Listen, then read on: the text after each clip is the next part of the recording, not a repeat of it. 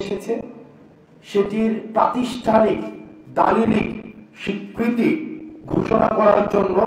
আমরা 31 ডিসেম্বর 2024 বেলা 3 ঘটিকায় ছাত্র জনতার উপস্থিতিতে শহীদ মিনার থেকে,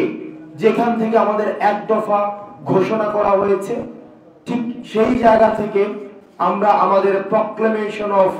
জুলাই রেভলিউশন আমরা ঘোষণা করব। এবং এই প্রক্লেমেশন অফ জুলাই রেভলিউশনের মধ্যে আমাদের পরবর্তী বাংলাদেশের স্বপ্ন, আকাঙ্ক্ষা, অভিপ্রায়, লক্ষ্য এবং ইস্তেহার সেখানে লিপিবদ্ধ থাকবে। এটি কোনো দলের কোনো প্রক্লেমেশন না, এটি নির্দিষ্ট কোনো শ্রেণীর প্রক্লেমেশন না, বরং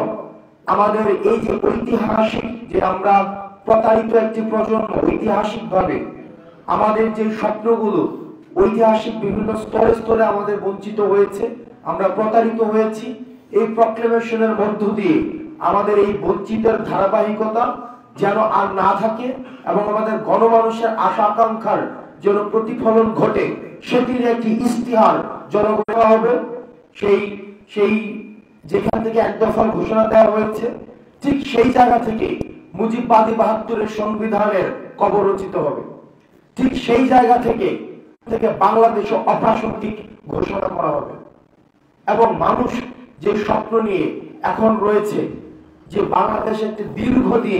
দীর্ঘদিন বাংলাদেশ একটি বিচারহীনতার সংস্কৃতির মধ্য দিয়ে গিয়েছে, নিষিদ্ধ ঘোষিত করছে, সেখানে এসে তারা আওয়ামী লীগকে অপ্রাসঙ্গিক ঘোষণা করবে বাংলাদেশের মাটি থেকে। এখানে শহীদরা আসবেন, শহীদ পরিবারের লোকজন আসবেন, আহতরা